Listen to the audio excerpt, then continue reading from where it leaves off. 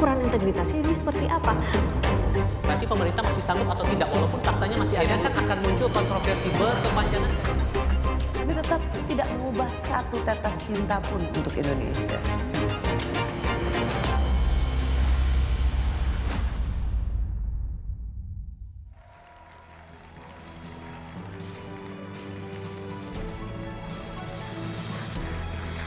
Apa kabar UMN?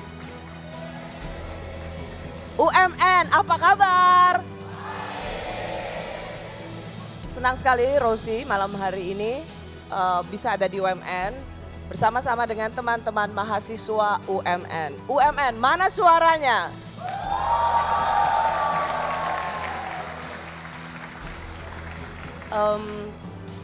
Senang deh bisa ketemu dengan teman-teman mahasiswa lagi. Dan yang pasti teman-teman mahasiswa akan merasa sangat senang dengan narasumber Rosi hari ini. Saya panggilkan yang pertama, ia adalah seorang akademisi.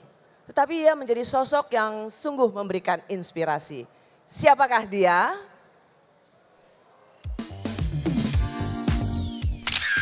Profesor Bagus Mulyadi. Saat ini ia menjadi asisten profesor di University of Nottingham, Inggris. Lulusan teknik mesin ITB ini melanjutkan pendidikan hingga meraih gelar master dan doktor di bidang apply mekanik dari National Taiwan University. Baginya, ilmu pengetahuan bukan sekadar tentang ruang kelas dan laboratorium saja.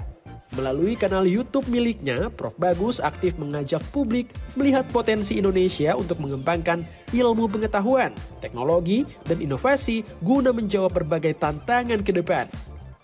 Dari ilmu lahir inovasi, dari inovasi lahir dampak. Inilah dia Prof. Bagus Mulyadi. Professor of Engineering University of Nottingham, Inggris. Hai, Prof. Good to see you too, Prof. Ini adalah mahasiswa-mahasiswa UMN. Apakah dari wajah-wajah mereka Anda merasa bahwa dulunya tuh Anda pernah seperti mereka?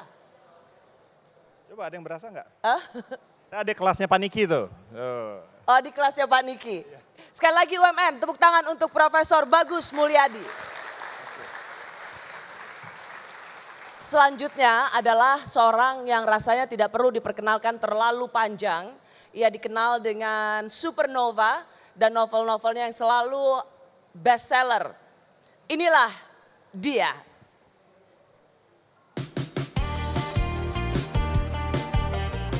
Sastra dan musik, dua dunia yang telah membawanya melahirkan karya-karya yang dikenal lintas generasi. Ia adalah Dee Lestari. Namanya mulai dikenal luas lewat karya novel Supernova yang berhasil masuk top 5 Khatulistiwa Literary Award pada 2001. Sejak itu berbagai karya sastra Dee terus mendapat apresiasi. Sebut saja Filosofi Kopi, Perahu Kertas, Madre, hingga Aroma Karsa. Selain sastra, Dee juga aktif berkarya di dunia musik. Sejumlah lagu ciptaannya sudah tak asing di belantara musik Indonesia, seperti lagu Malaikat Juga Tahu, Perahu Kertas, dan Kali Kedua.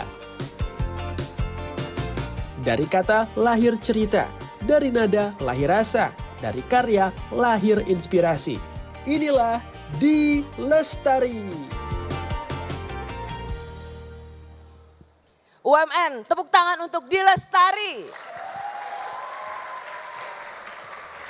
Hai Dee. Dee Lestari baru rilis yang terbaru novelnya namanya Midpoint.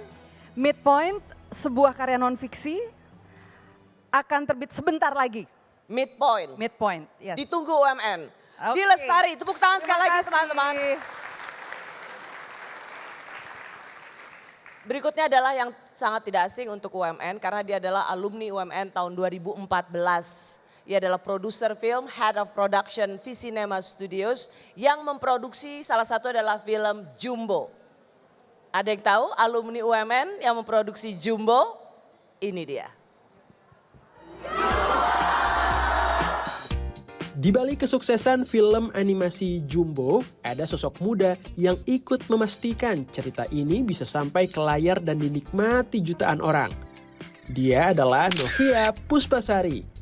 Produser film Jumbo sekaligus Head of Production Visinema Studios ini menempuh pendidikan film dan televisi di Universitas Multimedia Nusantara. Novia dipercaya menjadi produser Jumbo, film animasi yang berhasil tembus lebih dari 10 juta penonton selama masa penayangan. Jumbo bukan satu-satunya. Sebelumnya, Novia juga ikut membesut sejumlah film karya Visinema. Dari kesempatan lahir pembelajaran, dari pembelajaran lahir karya.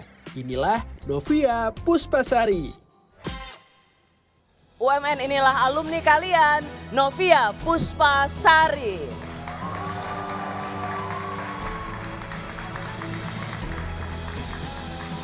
Rasanya kembali pulang kampung nggak? Iya, balik lagi nih ketemu gedung ini. Kalau 2014 itu termasuk generasi awal-awal ya di UMN ya? Iya, dan waktu itu pas aku mau lulus gedung D ini baru jadi belum merasakan untuk kelas-kelasnya. Oh, kamu waktu itu jurusan apa? Fakultas apa? Jadi awal mulanya dari desain komunikasi visual, kemudian penjurusannya ke film. Yang terakhir apa? Film. Film. Ada yang dari film sini? Oh, banyak. Wow. Bisa belajar dari nanti Novia Puspasari. Tepuk tangan sekali lagi. Saya harus mengucapkan terima kasih untuk Prof. Bagus karena sudah biasanya ngajar di kota tempat tinggalnya Robin Hood, Nottingham. Tuh, ya. Dan khusus datang ke Jakarta salah satunya bisa mengisi acara di UMN. Jadi terima kasih sekali lagi ya Profesor Bagus. Kehormatan, terima kasih. Ya.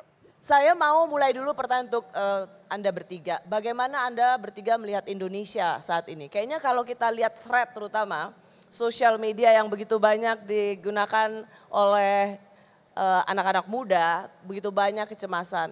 Tapi saya mau tanya dulu sama Prof. Bagus. Bagaimana Prof. Bagus ada di Indonesia, juga di Nottingham. Bagaimana melihat Indonesia masa kini? Gelap, banyak asap.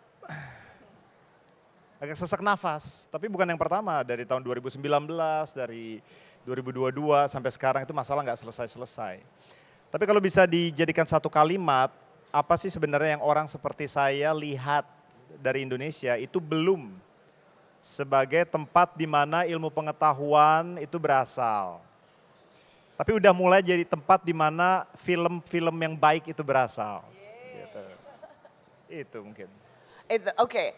Nanti saya mau kembali ke Prof. Bagus karena ada ilmiah terbaru Prof. Bagus itu soal gambut 30 Juli 2026, jadi baru banget. Di, bagaimana kamu melihat Indonesia? Waduh, ini pertanyaan sulit ya. Sebetulnya udah kepengen nanya, boleh sejujur apa menjawabnya? Karena dari dulu Indonesia banyak PR, tapi menurut saya hari ini PR kita bukannya berkurang tapi malah bertambah banyak. Dan polarisasi serta kecepatan orang untuk memuja sekaligus meng-cancel itu cepat sekali. Jadi saya melihat sepertinya banyak emosi menggelegak di bawah permukaan, terutama di masyarakat kita gitu ya. Dan ini merata. Fenomenanya bukan cuma di perkotaan tapi juga rasanya sudah sampai pedesaan karena kalau saya pergi belusukan, kadang-kadang saya pergi belusukan, riset, buku dan sebagainya. Diskusi yang sama yang saya dengar di Jakarta itu terdengar juga di desa-desa gitu ya. Jadi saya harap ya Indonesia bisa baik-baik saja, kita baik-baik saja, tapi banyak kekhawatiran sih jujur untuk saya hari ini. Banyak kekhawatiran. Kalau Novi? Oke, kalau harus jujur dengan Indonesia hari ini tentunya tidak baik-baik saja. Kita tentu udah melihat sendiri juga semua banyak ya berita di sosial media dan keadaan negara kita sampai hari ini gitu. Tapi kalau dari aku sebagai yang bekerja di industri entertainment sendiri, mungkin melihatnya bahwa sebenarnya Indonesia mempunyai potensi yang besar sekali gitu. Kita punya banyak sekali budaya yang memang sangat potensi untuk kita kembangkan bersama gitu dengan tentunya penduduk yang sangat banyak sekali di negara ini gitu. Jadi ya Indonesia sebenarnya untuk di masa depan dengan kecanggihannya teknologi, dengan dengan pengembangan yang ada hari ini, harusnya kita bisa berkembang menjadi lebih baik lagi sih. Oke. Kita memang berkumpul di sini, teman-teman, Prof. Bagus, Di, dan Novi. Kita rasanya juga hati kita bersama saudara-saudari kita yang ada di NTT, Teristimewa Flores. Juga ada juga hati kita bersama seluruh keluarga yang ada di Kalimantan.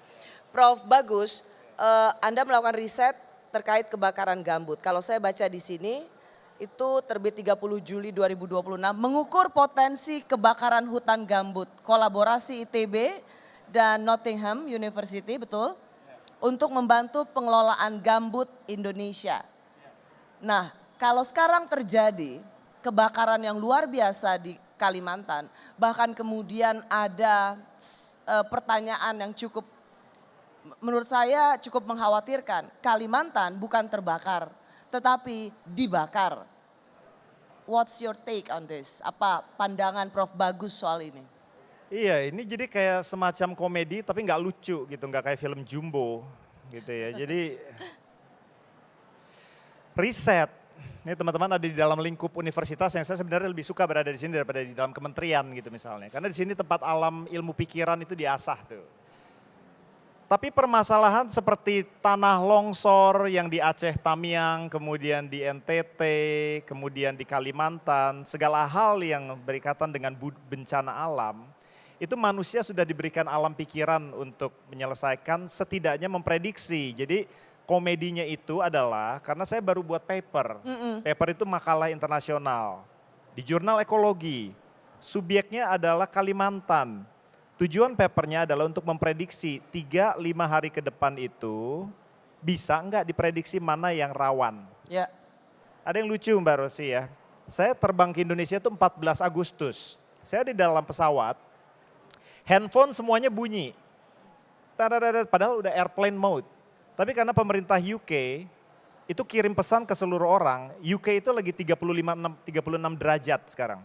Nggak saya rada hitaman sedikit.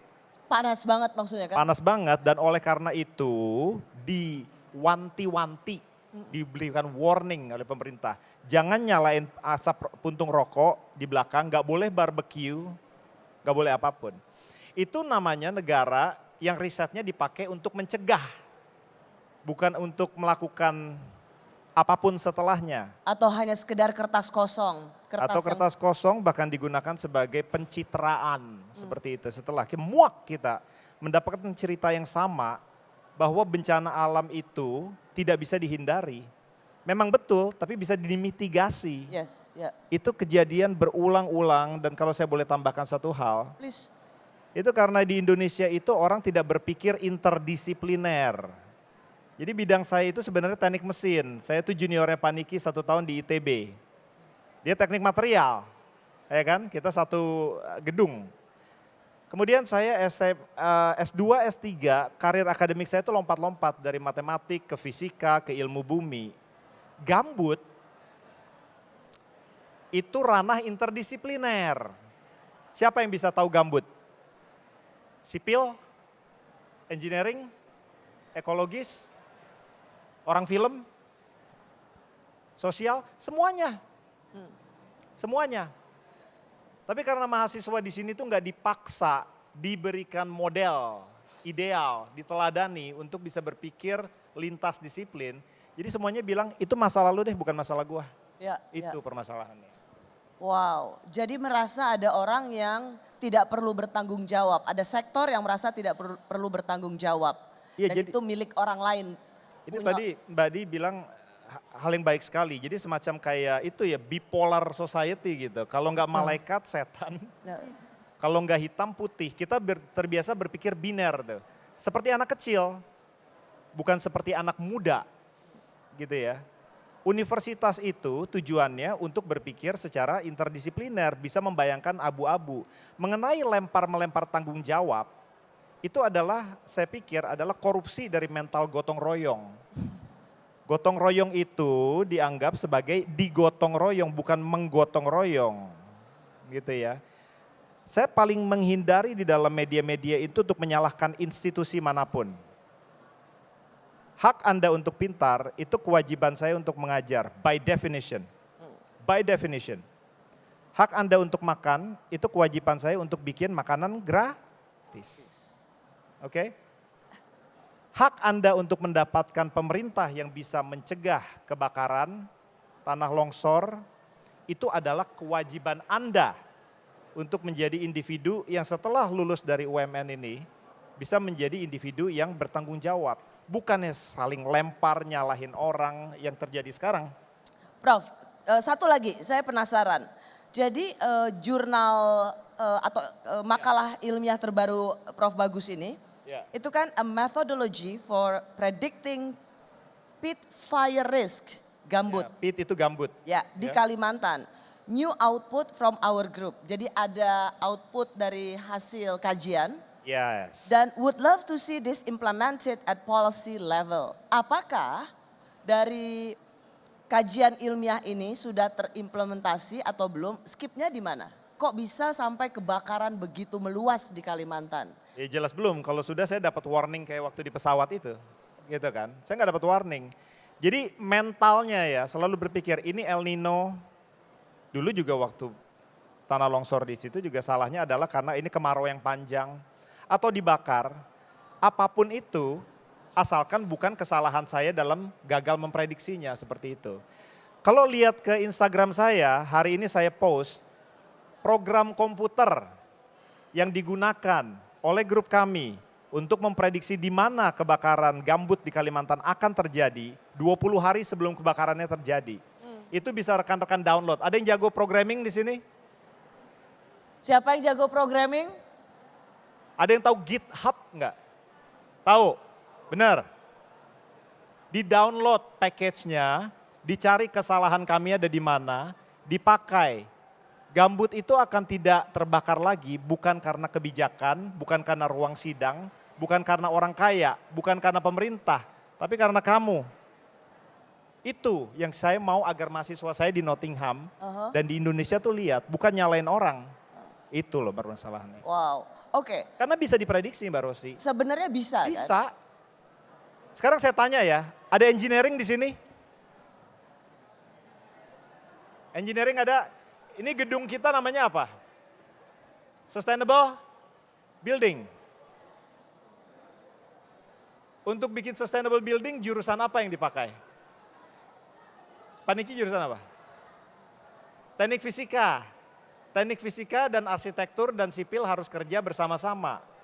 Gambut itu tanah yang diketahui oleh orang ekologi, beban mekaniknya diukur oleh orang sipil, program komputernya diukur oleh orang matematik.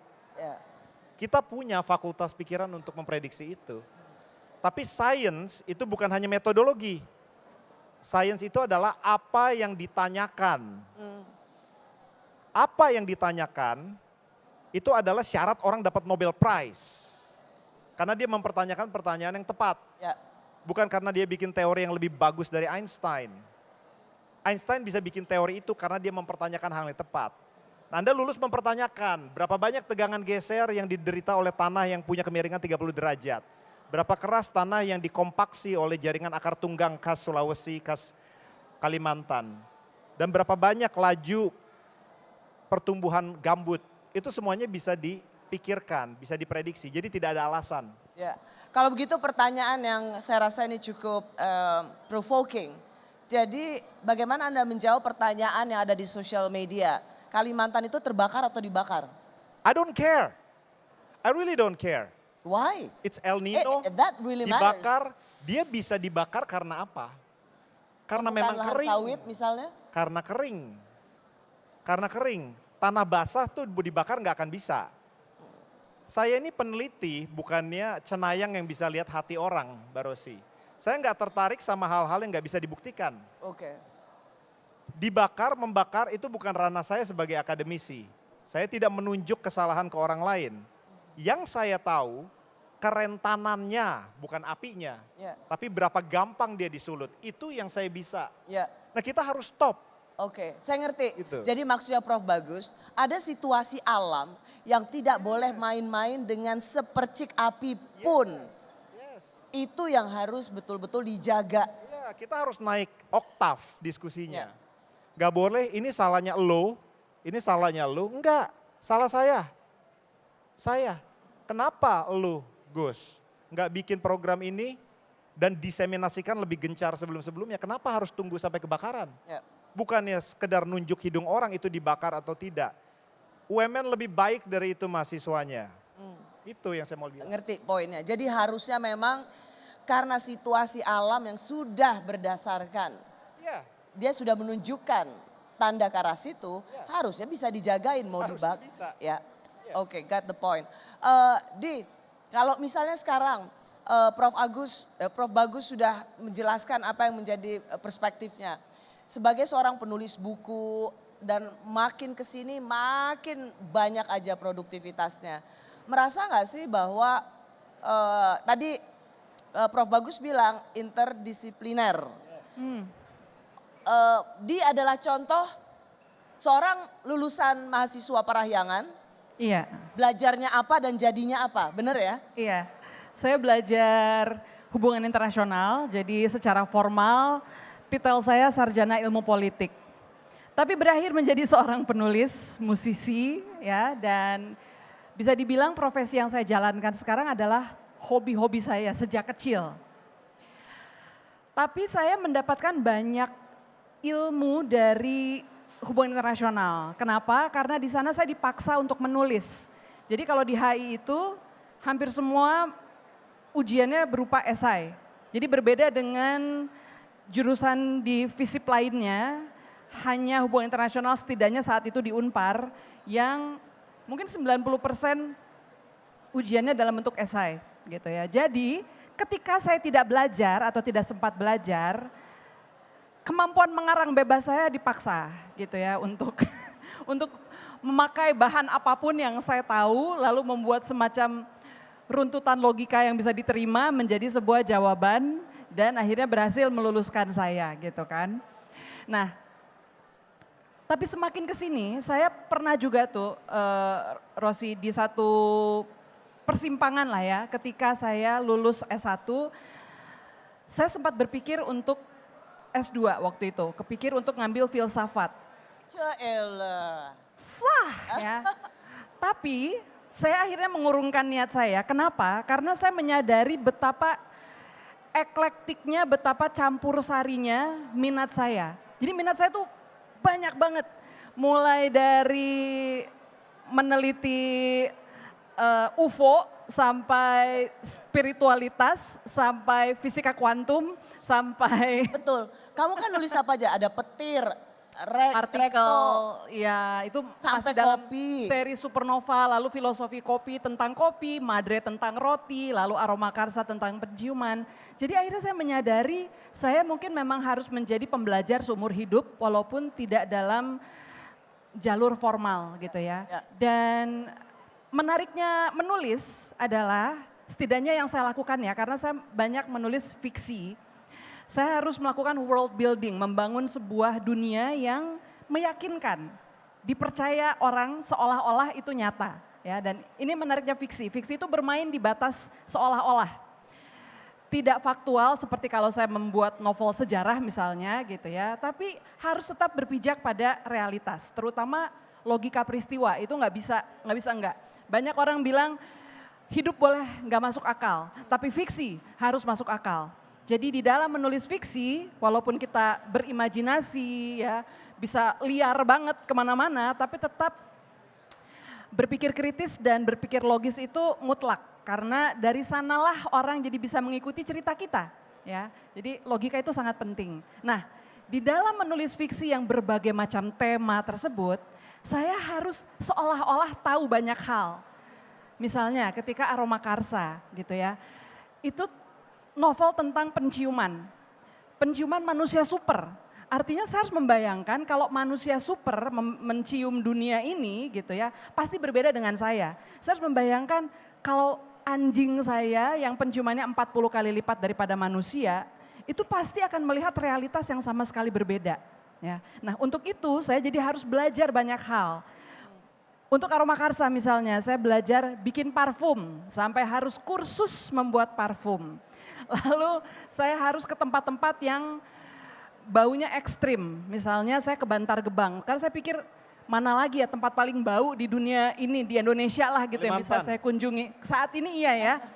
Saat itu saya pikir, oke, saya pergi ke Bantar Gebang, landfill terbesar di Indonesia gitu ya, untuk tahu oh bau-bauannya seperti ini gitu kan. Lalu ada ekstrim lainnya ke pabrik parfum, pabrik perawatan tubuh dan sebagainya yang semuanya padahal serba kan itu mau nulis wangi-wangi. novel fiksi ya. Novel fiksi gitu. Bahkan untuk novel fiksi saja dia riset. Harus. Dia membutuhkan penelitian dan tetap ada sainsnya di dalamnya. Betul. Jadi nggak boleh bebas ngarang juga ya. Gak bisa. Satu contoh yang menarik adalah saya membuat satu tokoh, padahal bukan tokoh utama, dia pembalap mobil. Lalu pembalap mobil ini olinya bocor, dicium oleh manusia yang berpenciuman super itu, Mbak Rosi. Itu saya harus meneliti apa saja di dalam oli mobil balap yang berbeda dengan oli mobil biasa. Wow. Yang berpotensi menimbulkan bau gitu ya. Jadi meskipun imajinatif, tapi saya rasa banyak hal dalam bidang seni, terutama kalau teman-teman ada yang tertarik ke dalam kepenulisan, itu tetap kita dibutuhkan rasa ingin tahu, rasa ingin belajar yang tidak habis-habis. Karena itulah modal untuk kita berkarya. Saya menarik satu poin dari D ya. Kita memang boleh, karena D ini hobinya ngelamun dan berhayal. Iya lagi. Salah satu hobinya D itu begitu. Tetapi ketika dia punya imajinasi, imajinasinya itu nggak boleh tanpa basis. Nggak boleh kosong. Betul Jadi sekali. imajinasi itu juga tetap harus dilapisi dengan keinginan tahuan tentang apa yang sebenarnya faktualnya itu seperti apa. Supaya kalau kamu bikin fiksi itu tetap ada dasarnya kan. Betul, Jadi karena itu yang akan menarik perhatian pembaca, yang mengikat atensi mereka dan merasa bahwa gue bisa hanyut di dalam cerita ini. Karena mereka masuk ke dalam sebuah dunia yang meyakinkan. Nah itu tadi. Nov, kalau membuat Jumbo itu kan biasanya seniman itu menghasilkan karya yang hebat itu dari rasa pilu. Atau misalnya hal yang paling dekat dengan Kompas TV aja, komika itu semakin dia lucu, itu sebenarnya karena dia pernah punya perasaan yang terluka. Tapi dia memulihkan dirinya dengan stand up comedy. Apakah membuat film juga itu bagian dari sesuatu yang ingin memulihkan? Ya, ketika kita bikin karya memang pasti sesuatu yang akan bisa relevan dengan semua orang adalah keresahan kan. Ya. Pasti bermula dari keresahan. Sama seperti kenapa kami sendiri dari Visinema membuat Jumbo gitu. Awal mulanya adalah berangkat dari keresahan bagaimana di Indonesia sendiri sangat sedikit sekali adanya tontonan yang baik untuk anak dan keluarga Indonesia. Memulai dari situlah bahwa kami berkomitmen untuk fokus kita menghasilkan karya yang bisa dinikmati, nggak hanya cuma menghibur untuk anak-anaknya, tapi orang dewasa pun juga bisa ikut menikmati karya tersebut. Kemudian hadirlah salah satunya dengan ide Jumbo ini sendiri. Jumbo sendiri juga melewati proses yang cukup panjang ya dengan lebih dari 5 tahun. Tapi sebenarnya value utama yang mau kami hadirkan adalah bahwa film Jumbo ini film yang bisa dinikmati untuk kita, anak-anak kita dan anak-anak di dalam diri kita. Ya. Jadi berangkat dengan keresahan itu bagaimana Karena anak-anak nggak punya tontonan yang bermutu ya. Betul, ditambah dengan bahwa orang dewasa sendiri pun sebenarnya kita masih punya jiwa anak-anak di dalam diri kita loh yang bisa kita embrace gitu. Inner child ya. Ada keresahan, ada situasi yang sebenarnya ingin diubah. Itu menghasilkan satu karya. Rasanya kalau kita bicara situasi sekarang, situasinya memang tidak mudah. Ada teman-teman mahasiswa UMN, ada yang baru masuk, ada yang sudah lulus ujian. Kalau melihat headline Kompas beberapa waktu lalu menyadur dari BPS, itu lulusan S1 hingga S3 yang menganggur itu sudah tembus lebih dari 1 juta. Dan itu presentasinya adalah sekitar 11 atau 12% dari total penganggur di Indonesia. Jadi saya bisa ikut merasakan bagaimana anak muda sekarang itu berada dalam situasi yang cukup mencemaskan. Buat apa sekolah susah-susah, UMN lagi, pasti uang kuliahnya nggak murah, ketawa. Tapi kan terus mau apa kalau di depan mata masih ada 1 juta yang menganggur. Bagaimana Prof Bagus melihat situasi ini bahwa anak muda ini memang berhak untuk cemas, berhak untuk ya marah. Anda berkewajiban untuk marah sebenarnya, bukan hanya berhak. Sekarang lebih parah, dulu saya IPK-nya 2,69. 69. Ulang tahunnya Mbak Rosi juga 26 bulan. By the way, diceritain dulu Prof Bagus, IP 26,9 yang sebenarnya angka bagus itu, 26,9 di ITB itu termasuk sangat-sangat tidak pintar. Ya, nggak tahu kalau Betul? dikonversi ke UMN berapa Pak? Enggak, betul nggak pintar, nggak bakal dapat kerja itu. Nggak mungkin dapat kerja ya. Yeah. Itu tergolong undervalue kalau saham ya. Tadi saya di back room sebelum kemarin ngobrol sama Mbak Rosi. Udah baca belum bukunya Mbak Di Lestari yang baru, Meteorite kalau nggak salah ya. Saya belum baca, tapi dikasih tahu bahwa midpoint, sorry, karena belum baca jadi nggak tahu. Tapi saya tahu tadi poinnya adalah tentang ketidakpastian, betul nggak? Betul. Ya. Keacakan, randomness, ketidakpastian. Pendidikan, Anda sekarang sedang mengenyam pendidikan tinggi. Pendidikan itu kata dasarnya tuh apa? Education dalam bahasa Inggris, etimologisnya apa? Ada 2, educare dan educere. Educare itu membuat imprint, nyetak sama percis anaknya dari bapaknya. Jadi caranya diajarin, suruh hafalin, kalau salah digebuk gitu ya. Itu namanya educare. Educere itu artinya itu membawa keluar dari kegelapan. Menunggangi ketidakpastian. Mengkapitalisasi chaos. Itu salah satu dari definisi pendidikan. Anda di tahun pertama pasti belajarnya matematik murni, kimia murni, atau ilmu-ilmu dasar. Tahun kedua pasti rada-rada interdisipliner tuh. Kalau engineering belajar mekanika fluida. Mekanika fluida itu kimia, matematik, fisika jadi satu. Betul nggak? Tahun ketiga, tahun keempat masuklah itu filosofi, ekonomi, sosial. Tujuannya apa sih? Supaya Anda bisa siap dalam ketidakpastian. Karena dunia yang akan Anda hadapi 4 tahun, kalau saya 5 tahun main Counter Strike terus soalnya. Itu tidak bisa diprediksi.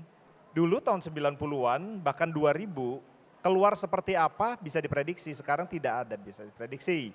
Jadi kalau Anda selama 4 tahun itu tidak bisa nyaman dengan ketidakpastian, Anda akan disikat sama sekarang jurusan-jurusan yang keluarin mahasiswa lebih banyak dari zaman saya.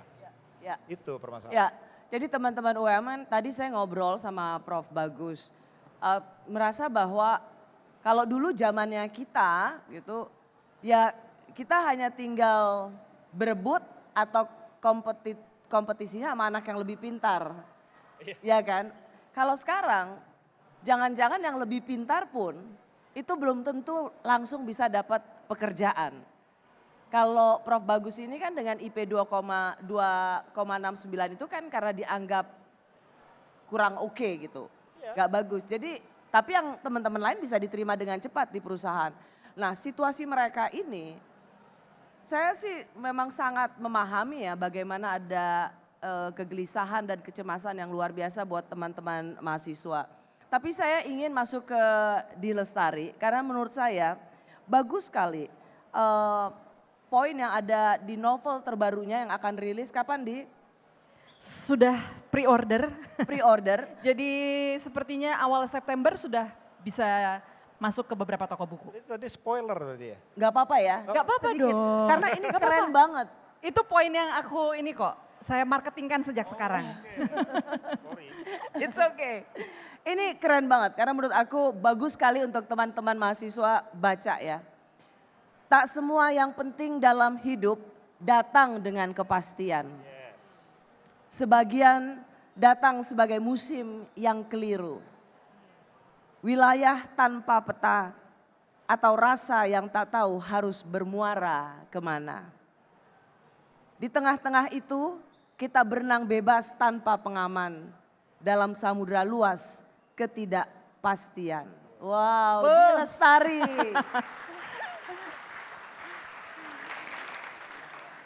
Apa yang kira-kira Di bisa sambungkan dengan perasaan anak-anak mahasiswa atau generasi muda saat ini? Jadi buku saya, itu non-fiksi sebetulnya Ros. Jadi Midpoint adalah buku non-fiksi utuh pertama saya yang ada di genre kurang lebih self-improvement / memoir. Jadi ada beberapa pengalaman hidup langsung. Tapi intinya itu adalah perjalanan retrospektif saya melihat ke belakang. Makanya relevan banget bisa ngobrol sama teman-teman hari ini karena tahun ini kan saya memasuki season 5 ya. Jadi nggak jauh beda lah sama kakak kita tercinta. Nah, ada yang disebut dengan inteligensi kristal. Inteligensi kristal ini biasanya muncul datang dari pengalaman hidup. Jadi kalau saya melihat apakah saya masih harus bersaing dengan anak-anak umur 20-an, 30-an?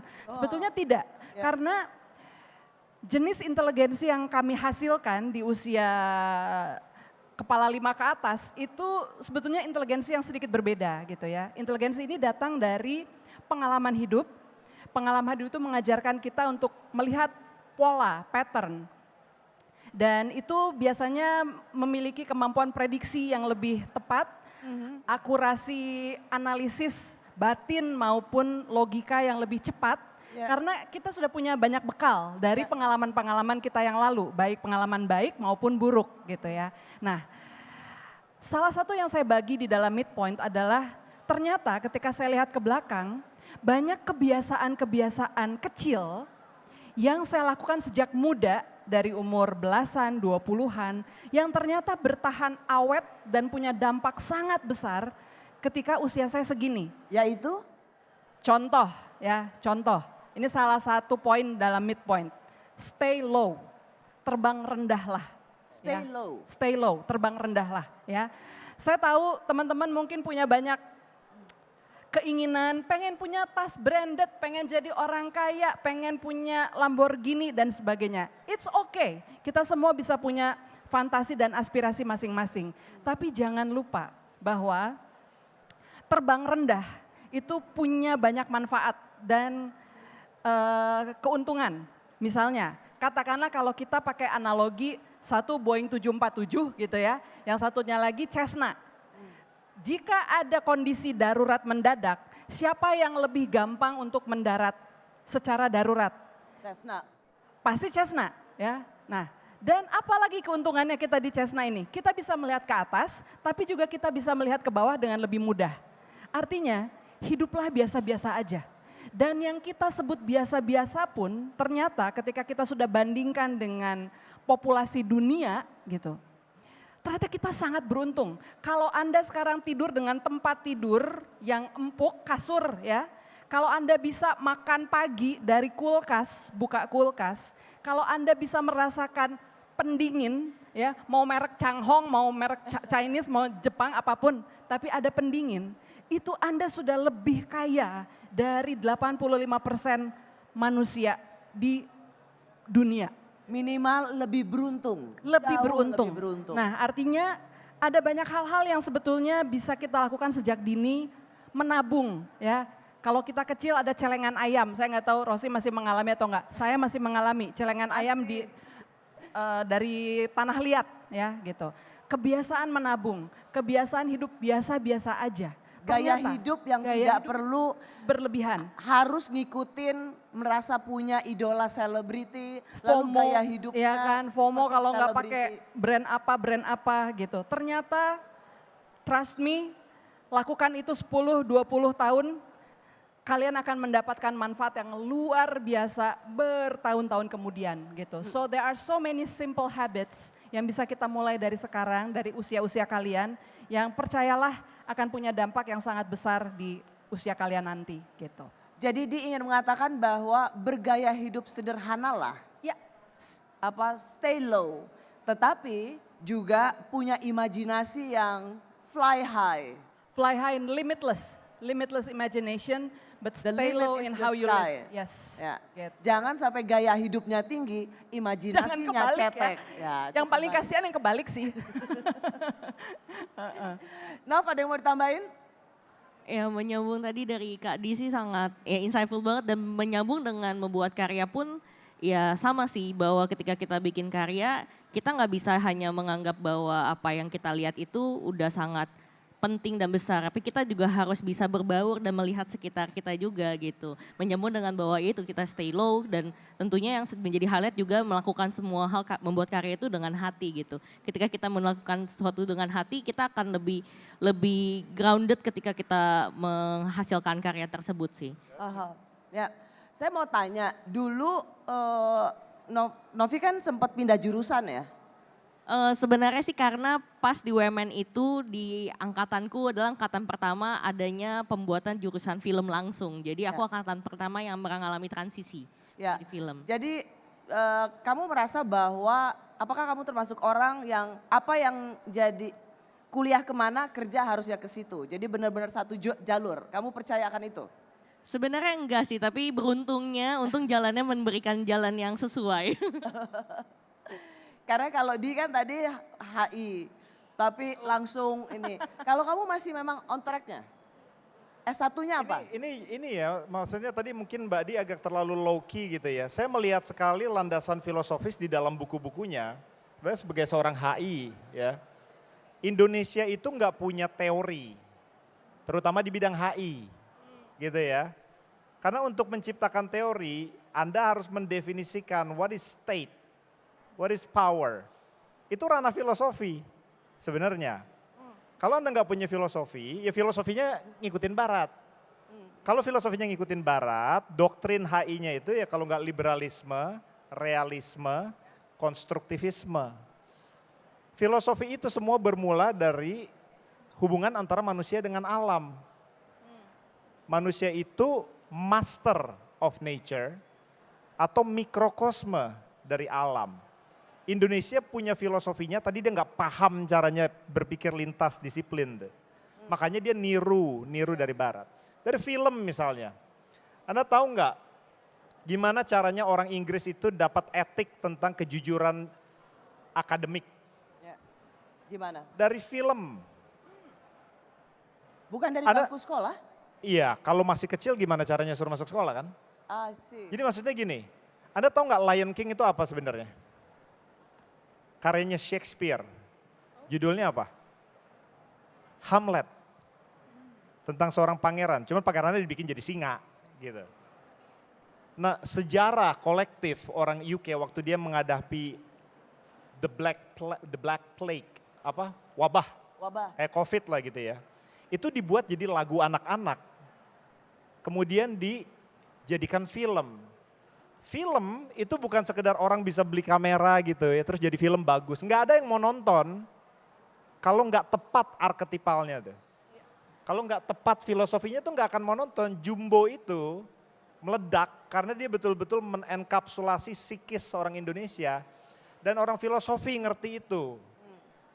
Itu permasalahannya. Jadi kita ini mesti betul-betul dianggap berpikir sebagai manusia interdisipliner. Saya contohnya tadi. Saya tuh S1-nya teknik mesin, S3-nya fisika.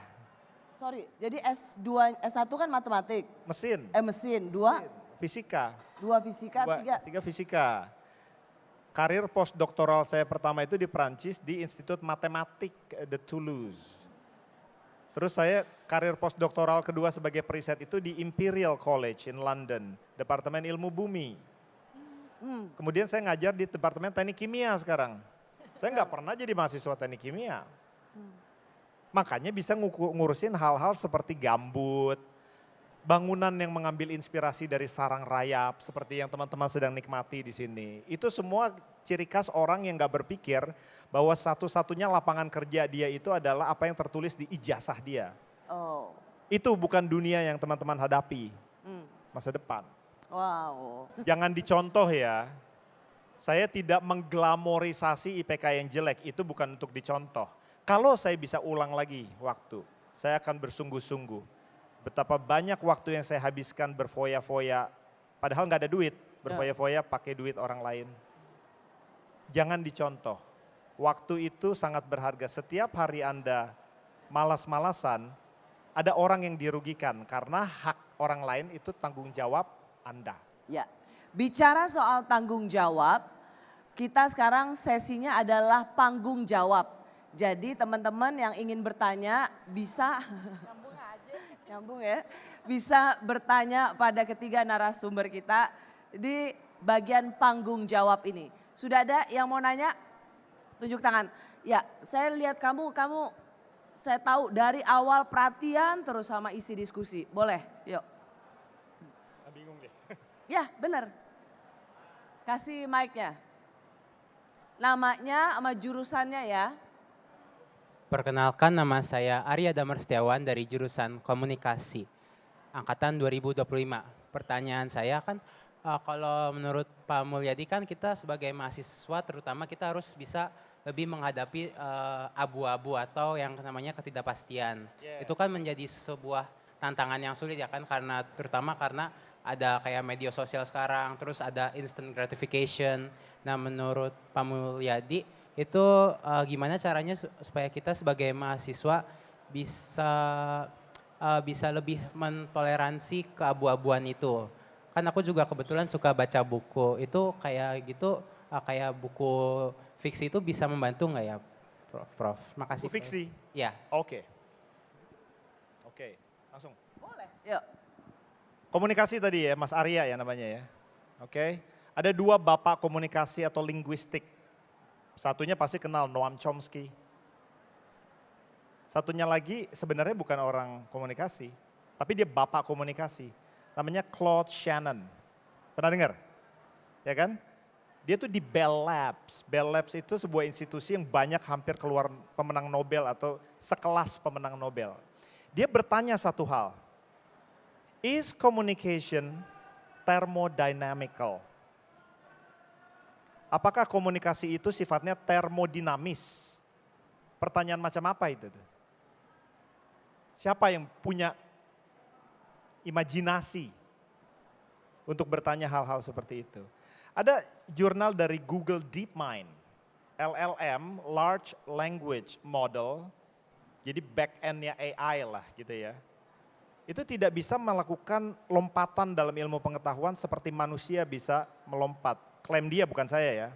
Ada 3 hal caranya ilmu pengetahuan itu dihasilkan. Induksi, artinya bikin riset, di sini benar nggak, di salah nggak. Kesimpulannya jadi ilmu baru. Ada satu yang namanya deduksi. Deduksi itu dari logika, dari premis, kesimpulannya mengikat, lepas dari Anda suka atau tidak. Dan yang satu lagi abduksi. Abduksi itu dari imajinasi. Ketika datanya nggak ada untuk diteliti, dia ngambil inspirasi dari tempat lain. Dia harus berpikir gimana caranya punya super smelling sense misalnya. Dia harus berimajinasi seperti itu. Einstein itu menciptakan general relativity. Mengubah cara pandang kita berpikir tentang gravitasi. Itu bukan karena diajarin gurunya, tapi karena dia berpikir, berimajinasi. Bahwa gravitasi itu bukan sekedar gaya, tapi pembengkokan kurvatur ruang dan waktu. Di mana dia bisa mikir kayak gitu? Kalau dia tidak berpikir abu-abu, kalau dia tidak ngelamun. Kalau dia tidak berimajinasi, kalau dia tidak baca fiksi. Satu contoh terakhir ya Mbak Rosi ya. Fiksi itu di Indonesia itu dimarginalkan. Sampai ada beberapa tahun yang lalu kitab suci disebut fiksi, semua orang marah gitu ya. Saya kasih tahu di Jerman ya. Saya orang Jerman. Di Jerman tuh karya literatur terhebatnya itu namanya Faust. Oleh Goethe. Tahu nggak Goethe Institute? Tahu ya? Penulis hebat. Jens Weidmann, direktur Bundesbank, berantem sama direkturnya Bank Sentral Eropa, ECB waktu itu namanya Mario Draghi. Dia berantem, dia bilang, gua nggak mau nyetak duit. Kan dia pakai euro uang yang sama kan. Tahu nggak argumennya dari mana?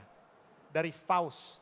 Dia bilang di dalam cerita itu yang merupakan memori kolektif orang Jerman. Dia bilang setan pada waktu itu di buku Faust namanya Mephistopheles. Dia itu mencoba menggoda raja untuk cetak uang kertas. Bisa dicek di Google.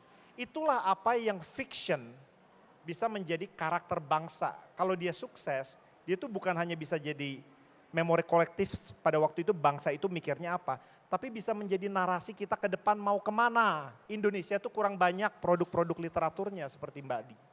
Jadi Anda harus baca banyak literatur. That will shape your mind. Ya. Ya. Seberapa besar sebenarnya pertanyaan bagaimana sih karya sastra itu bisa membentuk kita? Mungkin bisa dijawab oleh Di. Aku boleh bantu jawab ya? Boleh. Jadi sebetulnya ada satu fungsi dari karya fiksi yang ini menurut saya jarang dibahas. Salah satu fungsi penting fiksi sebetulnya adalah meningkatkan empati. Kenapa? Karena di dalam fiksi kita belajar how to be in someone else's shoes. Gimana kita menjadi seseorang yang lain daripada diri kita sendiri. Terutama ketika saya menjadi penulisnya, bayangkan kalau saya menulis 50 karakter, saya harus menjadi ke 50 karakter tersebut. Saya mampu menjadi orang yang disebut antagonis, tapi saya jadi tahu kenapa si antagonis melakukan hal tersebut. Oh ternyata dia punya latar belakang, alasan dan sebagainya. Sementara protagonis juga bukan serba sempurna, dia juga punya keresahan, kegagalan gitu ya. Nah jadi memang fiksi itu melatih kita sulit sekali untuk hitam putih di dalam fiksi. Justru menurut saya salah satu karya fiksi yang indikator fiksi yang bagus dan penulis yang bagus adalah ketika dia mampu semakin tidak egois. Karena dia mampu menjadi banyak orang, banyak perspektif, dia mewakili banyak kaum gitu ya. Nah begitu juga pembaca. Setiap karya fiksi mengajak pembaca untuk masuk ke dalam hidup seseorang, untuk masuk ke dalam hidup orang lain, pemikiran orang lain. Jadi kalau tadi ada pertanyaan bagaimana sih caranya agar kita tidak hitam putih, kita bisa lebih legowo menghadapi abu-abu, salah satunya adalah baca karya fiksi, nonton film juga. Karena film juga sebetulnya adalah perpanjangan dari karya fiksi dalam bentuk audiovisual. Nah jadi sebenarnya sama saja. Berlatih menjadi orang lain dan belajar melihat dunia dari perspektif yang berbeda dari perspektif kita gitu. Ya, abis ini dia langsung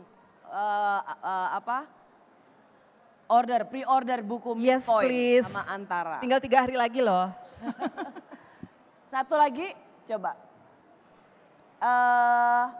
Yang cewek dulu ya, yang baju putih. Ya, kemeja putih. Abis ini boleh yang baju coklat. Halo, nama saya Valencia Vika Winaga. Kerasan dikit. Halo semuanya, nama saya Valencia Vika Winaga. Valencia. Dari DKV. Nah saya ada pertanyaan nih, berpikir kritis, ilmu pengetahuan budaya dan perkembangan generasi muda itu penting. Di tengah pendidikan yang masih sering berorientasi pada tugas dan nilai serta media sosial yang membuat masyarakat cepat bereaksi secara emosional menurut para narasumber, perubahan paling mendasar apa yang perlu dilakukan agar generasi muda Indonesia itu tidak hanya menjadi konsumen ilmu dan budaya, tetapi mampu menciptakan gagasan dan pengetahuan yang berasal dari permasalahan Indonesia sendiri. Terima kasih.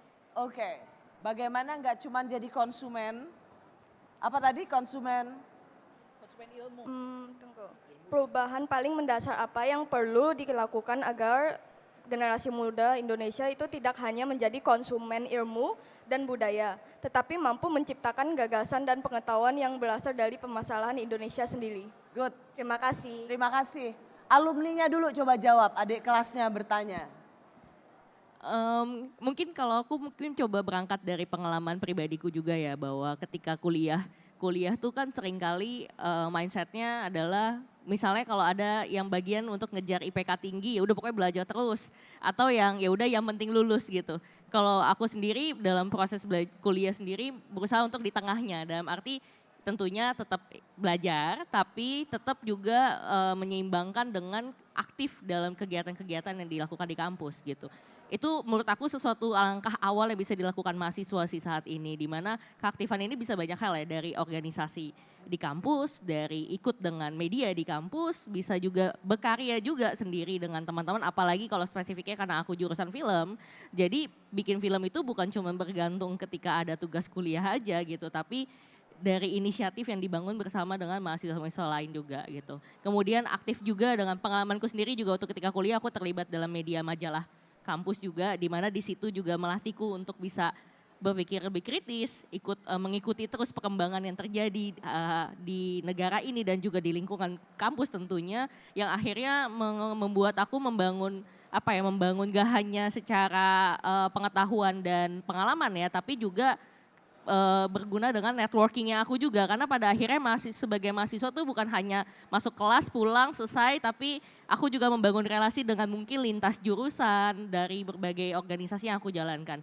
Dan sampai hari ini ketika aku bekerja ternyata itu sangat bermanfaat sekali gitu. Dan akhirnya aku jadi lebih berani untuk bisa berkarya dan berkarya dengan apa ya, pengetahuan yang mungkin jadi lebih luas, tidak hanya dengan kacamataku sendiri aja sebagai anak jurusan film gitu. Kamu juga semasa kuliah membangun jejaring nggak? Tentunya. Ya. Betul. Jadi nggak kamu juga membuat jejaring, jadi kamu bisa masuk dalam satu ekosistem yang mendukung ilmunya kamu di UMN gitu. Betul, dan termasuk ya dengan bergabung dengan komunitas juga. Ya. Karena itu yang akhirnya membuat kita juga berkontribusi gitu. Oke. Di dulu?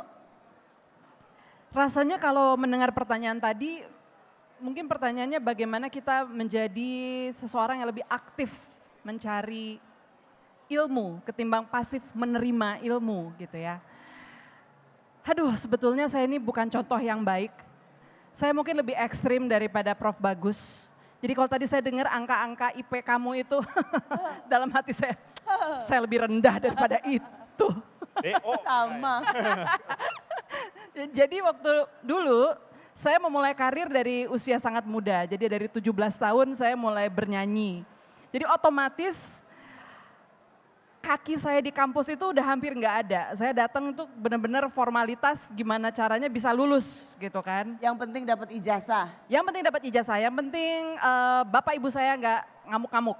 Anaknya sarjana, itu aja gitu ya. Tapi saya tidak punya aspirasi sama sekali untuk memakai ilmu formal saya di dalam karir. Kenapa? Karena saya sudah berkarir, saya sudah tahu saya akan jadi seniman gitu. Nah, tapi yang ingin saya ungkapkan di sini adalah kita itu sering sekali terpesona dengan kata passion gitu. Apa-apa passion. Sehingga bisa dibilang passion itu identik dengan yang gue seneng, yang hobi gue gitu kan. Tapi sebenarnya passion itu kan datang dari kata dasar pati ya, suffering, menderita gitu. Kalau saya kilas balik ke belakang, saya itu siap menderita untuk nulis dan musik. Gak ada yang nyuruh saya nulis, gak ada yang bilang, Wi, lu bakal jadi terkenal, bakal jadi orang kalau lu nulis. Jadi menulislah setiap hari, gak ada. Tapi saya nulis setiap hari. Dan itu bukan karena ada iming-iming kesarjanaan, bukan ada iming-iming masa depan yang cerah. Kita tahu siapa sih yang nyuruh, orang tua mana yang nyuruh anaknya jadi penulis.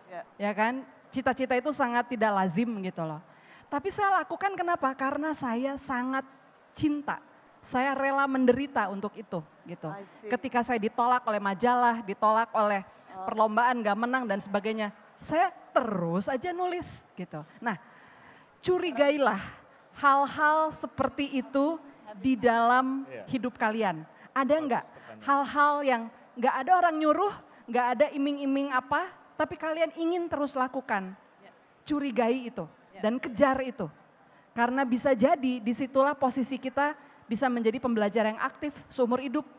Karena bukan karena mau S1, mau dapat ini, dapat itu, dapat ini, tapi betul-betul kita berangkat dari diri kita sendiri. Sesuatu yang inner dan internal gitu ya. So curigai itu ya teman-teman. Sorry Prof, sorry. Ini menurut aku sebuah definisi yang mengembangkan apa yang disebut dengan passion. Kita kadang-kadang ini udah overrated dengan kerjakanlah sesuatu yang Sesuai dengan passionmu. passion. Tapi seorang D. Lestari hari ini ingin mengatakan ketika kamu passion dengan sesuatu, kamu harus juga mau menderita dengan itu. Iya. Karena itulah sebenarnya jalan yang kamu harus tempuh. Iya. Kamu gak akan pernah berhasil sebelum kamu menderita bersama itu. Betul. Tapi tahu nggak rasanya ditolak tadi ya sama anak Unpar? Ditolak apa ini? Ditolak sama anak Unpar pernah ya? Ditolak cinta atau ditolak pekerjaan atau gimana? Ditolak apa? Aduh. Masih dendam. Masih dendam. Oh, ditolak oleh anak Parahyangan dia. Itu kalau boleh ya, itu pertanyaan underrated kalau itu menurut saya tuh. Mbak Florencia atau Valencia tadi namanya. Boleh nggak saya respon 1 menit? Bukan dia yang jawab, boleh. Saya nanya ini. Tadi pertanyaannya itu gimana caranya supaya jadi nggak konsumen ilmu dan budaya. Saya cepat aja ya, saya tanya barang siapa yang bisa menjawab dapat S3 di Nottingham. Mengapa? Enggak sih. Tapi mengapa kita mencari ilmu pengetahuan? Why do we seek knowledge? Anybody? 1, 2, 3. Yang jaket coklat. Jaket coklat. Ya. Cepat aja ini. tinggal Jawabannya satu penanya apa? Lagi. Yang gede teriak Mas. Ya. Ada mic. Tes, oke. Perkenalan dulu ya. Permisi, saya Abdur Rashid Maidi. Why do we see Why do we seek knowledge? knowledge? Why we seek knowledge? Oke, langsung answer. Ya. We are human dan kita adalah manusia yang serba penasaran. Kita selalu bertanya apakah ini benar atau salah. Dan itu sudah diprogram dari diri kita sendiri untuk bertanya apakah kita melakukan hal benar atau salah. Wah, ini Makanya kita pejabat seek ini. knowledge, kenapa kita harus selalu tahu dan selalu penasaran. Siap. Intinya kita natur di dalam kita sendiri ya. That's nature of Ya. our wild. Ya. Karena di Indonesia nggak ada departemen history of science, kita nggak tahu. Tapi kolega saya di Inggris itu bilang ada intellectual lineage. Mengapa para kolonial itu jauh-jauh sampai ke Indonesia bikin botanical garden. Tujuan dari singkat cerita, orang Inggris itu bikin botanical garden, mencari pengetahuan, itu untuk memugar kembali Taman Firdaus. To recover Eden. Makanya ada fascination terhadap garden. Hampir semua penelitian itu mulanya dari Cibodas, Kebun Raya Bogor, Kew Botanical Garden, dan lain sebagainya. Orang Indonesia itu hanya objek konsumen dari ilmu dan budaya. Karena dia ada di dalam universitas yang merupakan ejawantah atau kristalisasi dari etos yang sudah terbentuk selama ratusan tahun. Tapi dia nggak tahu artinya assistant, associate, profesor itu apa. Dia taunya kita ini jenderal, brigjen, majen. Gitu loh. Kita nggak keluar teori baru, institusi perguruan tinggi dari tanah kita sendiri. Indonesia tuh landasan filosofisnya beda. Unless and until you uncover, you unearth your own identity. Kita nggak akan selamanya keluar dari konsumerisme, ilmu dan budaya asing. Oke. Aku udah janji yang ketiga, yang baju coklat. Selamat siang Pak. Aku perkenalkan nama aku Ian Bradley. Aku Siapa? dari Ian Bradley dari jurusan Sistem Informasi. Aku ingin bertanya kepada Pak Bagus ya. Di era sekarang itu Indonesia itu digempur dengan Indonesia emas tahun 2045 ya Pak Bagus. Tentu sebuah negara itu tidak dibangun hanya dari naratif Pak. Tapi dari bukti bahwa sebuah negara itu bisa membuktikan naratif tersebut Pak. Kalau saya perhatikan di Indonesia, Indonesia itu masih bisa dibilang pendidikannya masih rendah Pak. Dengan skor PISA yang rendah dan juga dengan penghasil mahasiswa STEM. Kalau tolong koreksi kalau saya salah Pak, tapi Indonesia itu menghasilkan kalau nggak salah sekitar 18%. Sedangkan negara tetangga seperti Malaysia itu menghasilkan 36 atau sampai 38%. Singapura itu 31% Pak. Menurut Pak Bagus, apa akar masalah dari ketertinggalannya pendidikan di Indonesia? Kemudian Pak Bagus dengan podcastnya bersama Pak Helmi Yahya itu sering menyebut salah satunya itu post-colonial syndrome Pak. Ya. Saya izin bertanya kepada Pak Bagus, boleh nggak Pak Bagus? Post-colonial syndrome. Yes. Boleh nggak? Kayak Londo Ireng gitu ya? Yes. Boleh nggak Pak Bagus elaborate apa itu post-colonial syndrome? Dan Yes. apakah itu menjadi faktor penting dalam ketertinggalannya pendidikan kita, terutama Yes. ya pasti selain dari kebijakan pendidikan tentunya itu sangat penting ya Pak. Yeah. Jadi menurut Bapak kira-kira apa solusinya dari ketertinggalan di Indonesia ini? Yeah. Yang kedua, singkat saja Pak, Bapak selalu berkata tentang analytical thinking Pak.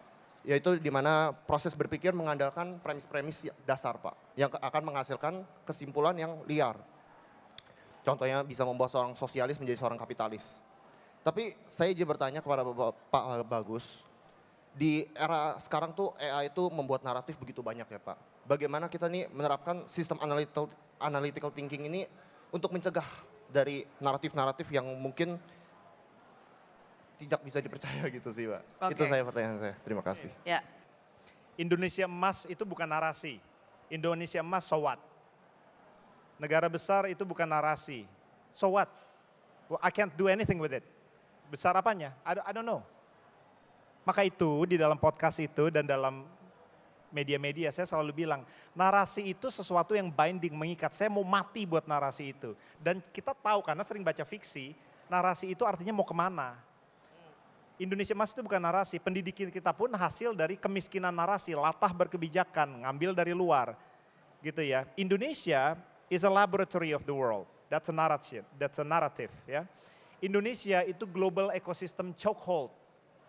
Tropical gambut terbesar di dunia itu di Indonesia. Hampir 30 ke 40 estimated gigaton karbon bisa diserap di situ. Kalau nggak kebakaran. Mangrove, coral reef. Jadi kalau Indonesia semena-mena terhadap gambutnya, ini dunia kerepotan. Dia nggak akan bisa ngukur gambut. Tapi itu nggak dijadikan narasi, karena kalau itu dijadikan narasi, Anda tahu besok ngambil jurusan apa. Anda tahu arti hadir Indonesia itu di muka bumi numpang lewat, atau punya kewajiban untuk turut menyelesaikan permasalahan dunia. Kemiskinan narasi itulah yang diadopsi oleh kebijakan pendidikan Indonesia lepas dari SD sampai SMA sampai perguruan tinggi yang membuat dia latah kebijakan. Karena dia nggak punya narasi, pendidikan itu hak atau komoditas, dia nggak tahu. Siapa yang harus kontrol, dia nggak tahu, nggak keluar dari ranah kita sendiri. Satu contoh yang kalau bisa 30 menit, 30 detik selesai. Ya. Jawabannya ada di identitas dan di budaya kita sendiri. Orang Sunda itu di abad ke-15 ada figur namanya Bujangga Manik. Seorang pangeran, rupawan, bisa apapun di dunia dilakukan. Dia pergi mengitari Pulau Jawa 2 kali, jalan kaki. Yang pertama pulang karena dia kangen sama ibunya, nggak tahan, masih manusia. Akhirnya setelah jalan kaki sampai ke Bali, dia bertapa 10 tahun dan menghilang. Yang aneh adalah dalam catatan dia, itu 450 tempat, nama gunung, nama sungai, nama batas wilayah, batas etnik, audiovisual dia catat semua secara truthful. Dan kemudian lewatnya peta Jawa itu bisa direplikasi. Anda mungkin bisa bilang, itu mah gampang aja. No, it's not.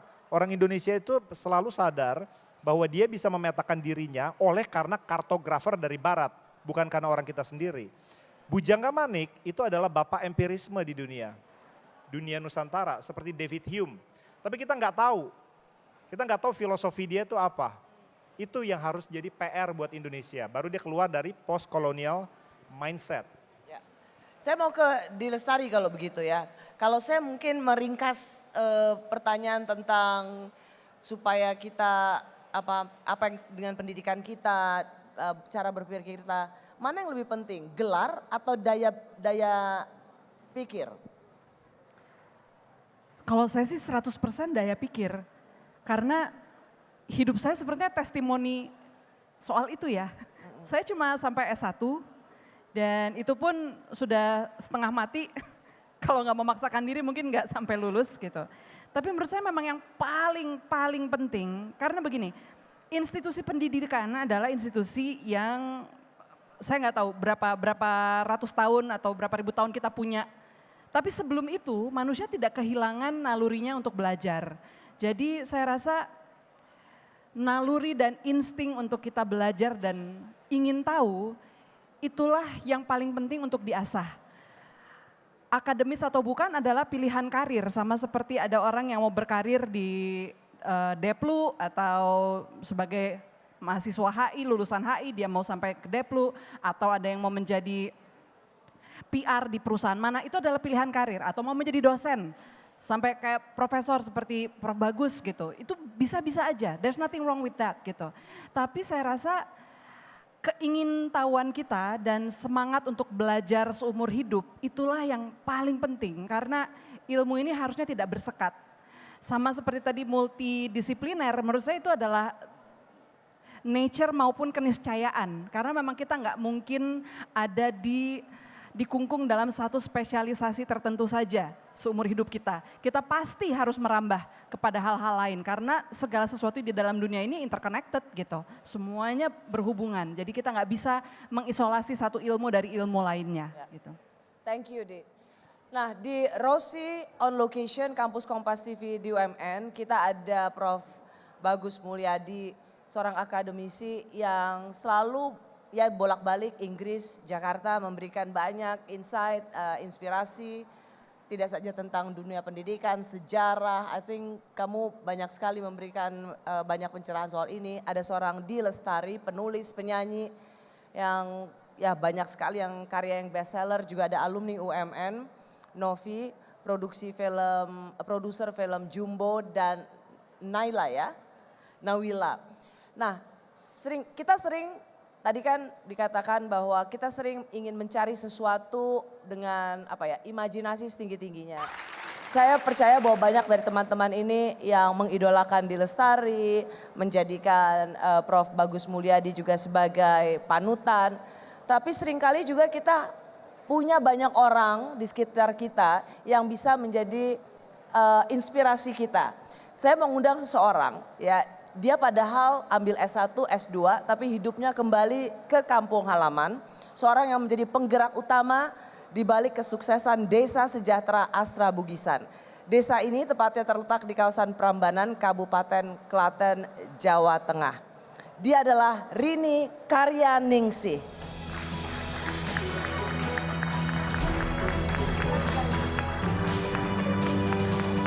Mbak Rini langsung dari Klaten ya? Iya, betul Kak. Dari Klaten ke Gading Serpong. Iya, tadi turun di Gambir gitu. Mbak Rini coba terangkan dulu, Mbak Rini ini alumni apa? Alumni dari mana maksudnya? Oke, saya itu tinggal di desa tetapi saya alumni dari UGM. Wow. S1 saya jurusan peternakan, S2 saya jurusan Fakultas Ekonomi. Jadi tidak ada on track-nya. Lintas fakultas seperti itu Kak. S1 peternakan UGM, S2 ekonomi UGM. Iya, betul. Kenapa kembali ke kampung untuk menjadi penggerak desa wisata? Karena saya tinggal di desa Bugisan tepatnya. Desa Bugisan itu kalau saya melihat potensi luar biasa, apalagi sudah given kita ada candi gitu, Candi Pelausan. Tetapi candi itu belum berdampak pada masyarakat sekitarnya, Kak Rosi. Jadi kita tuh sebagai penonton, tamu yang datang ke candi aja, kita nggak ada dampak apapun dari banyaknya tamu yang datang ke desa Bugisan. Dan kamu menolak kondisi itu, menolak untuk sekedar jadi penonton. Iya betul. Dan muncul gagasan saya bagaimana ketika kita bisa berkolaborasi dengan masyarakat lokal untuk membangun perekonomian lokal itu lebih maju dengan adanya yang sudah given warisan budaya itu yang ada di Bugisan gitu. Mbak Rini saya mau tanya, dengan S2 ekonomi kenapa kamu nggak mencari perusahaan besar? Kenapa memilih kembali ke desa sejahtera? Kamu kan bisa saja melamar di... Iya, awalnya seperti itu. Saya tidak seperti mahasiswa pada umumnya. Saya setelah lulus itu mencoba mendaftar berbagai company ya, nasional maupun multinasional gitu. Tetapi memang dari situ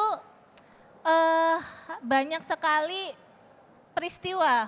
Ketika saya mendaftar ini nggak diterima. Dan banyak penolakan. Banyak penolakan dan itu levelnya sudah seleksi akhir, wawancara seperti itu.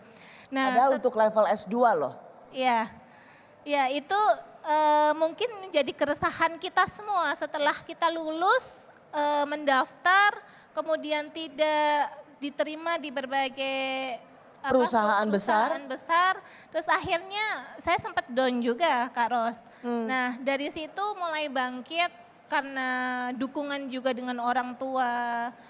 Orang tua sudah bekerja keras menyekolahkan saya dan kebetulan saya itu bukan mempunyai privilege yang tiba-tiba bisa mengenyam pendidikan tinggi. Boleh tahu orang tuanya? Orang tua saya itu backgroundnya adalah petani dan pedagang. Wow. Jadi memang di level masyarakat yang rendah gitu ya. Tetapi kerja keras orang tua saya itu bisa menghasilkan atau setidaknya mempunyai kebanggaan untuk anaknya bisa menyekolahkan sampai S2. Iya, itu. Pasti orang tuamu bangga sekali. Seorang petani bisa menyekolahkan anaknya sampai S2. Turis datang kan ke Prambanan. Tapi kemudian ya datang foto-foto pulang, tidak berdampak pada warga sekitar. Yeah. Kamu menjadi penggerak untuk membuat desa wisata supaya masyarakat di sekitaran desa Prambanan itu di Desa Sejahtera Bugisan itu namanya ya, di Klaten, bisa menerima manfaat dari para turis yang datang.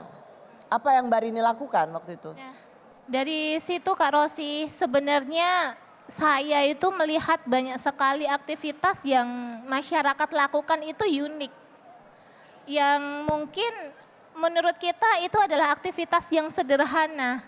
Tetapi saya melihat itu potensi wisata itu tidak melulu kepada destinasi-destinasi yang memang sudah terbentuk dengan wah. Justru kesederhanaan aktivitas masyarakat lokal itu yang saya angkat untuk menjadi daya tarik wisatawan yang masuk ke desa.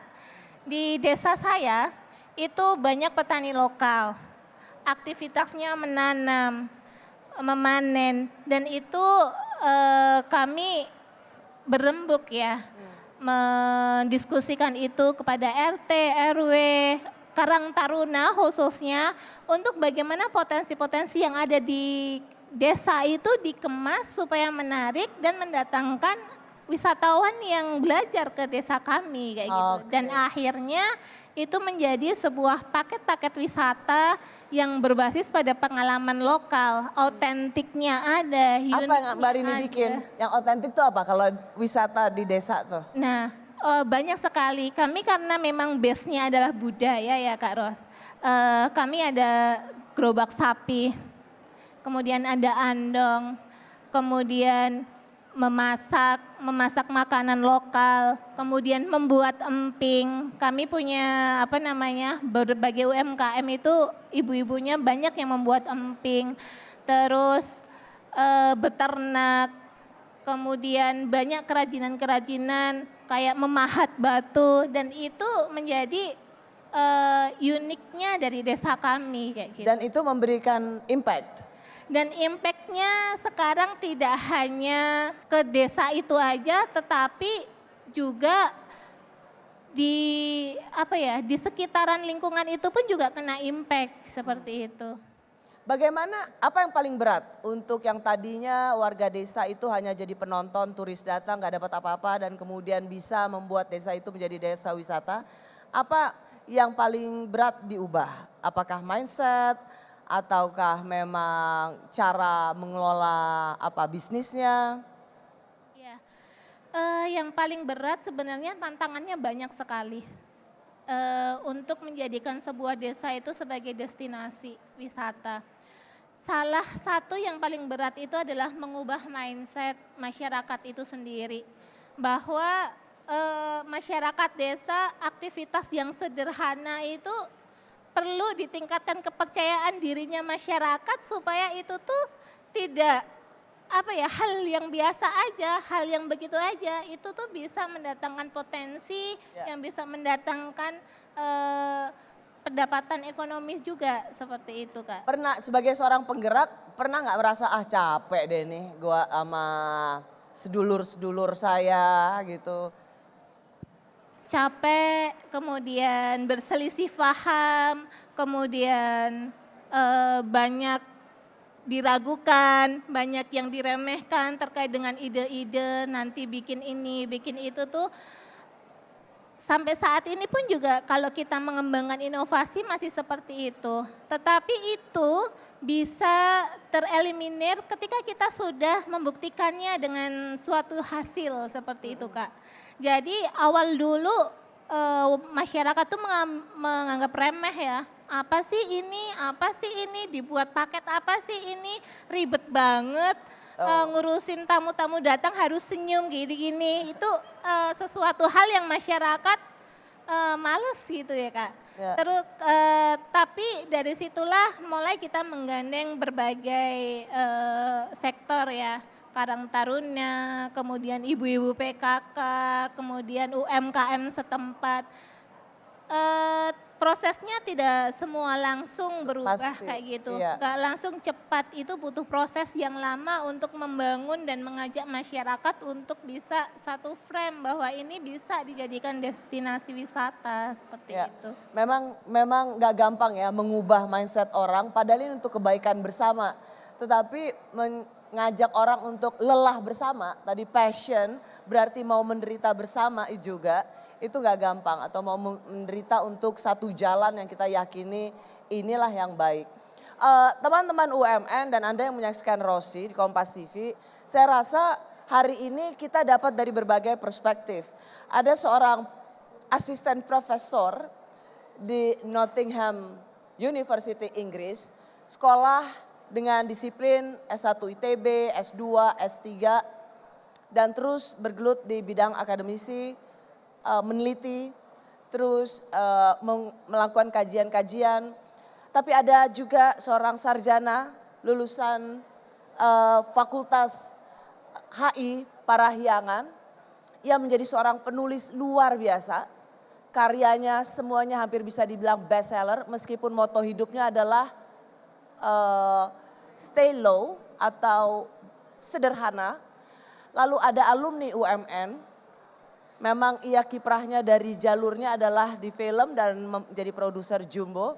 Tapi ada juga seseorang yang bisa kita bilang tadi yang memperkenalkan dirinya sebagai seorang putri petani.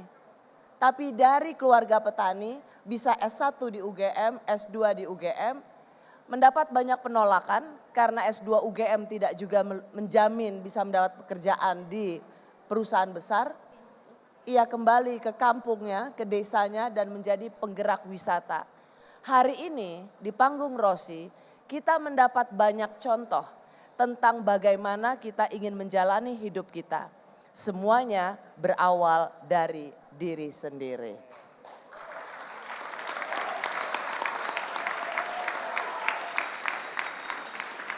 Jadi nggak bisa juga ya bahwa lu sekolah harus jadi belajar ini, harus jadi seperti ini supaya akan jadi kayak begini. Tidak pernah ada timeline yang definitif dalam hidup ini. Sama sekali tidak, ya. Dan teman-teman mungkin kalau ada satu hal yang ingin ingatkan sekali lagi. Hidup itu adalah tempat kita meletakkan atensi. Jadi hati-hatilah dengan atensimu. Pastikan bahwa atensimu itu ada di tempat-tempat yang memang layak diperjuangkan, ya. Terutama kalian masih sangat muda. Jadi eksplorasilah sebanyak-banyaknya. But always keep in mind, cermati hal-hal yang saya bilang tadi. Gak ada yang nyuruh, tapi kok kamu mau coba terus ya gitu. Kamu mau menderita untuk itu, kamu mau susah untuk itu. Dan peliharalah rasa ingin tahu, itulah yang akan membawamu berjalan sangat jauh ke depan. So mumpung kalian masih muda ya, jadi jalankan apa yang kalian suka, tapi selalu nyalakan navigasi internal kalian. Ya, jika memang ternyata ini dia nih gitu. Ya, curigailah bahwa jangan-jangan di situ jalan hidupmu nanti gitu. Iya. Terima kasih. Novs, sekaligus closing statement untuk adik-adikmu di UMN.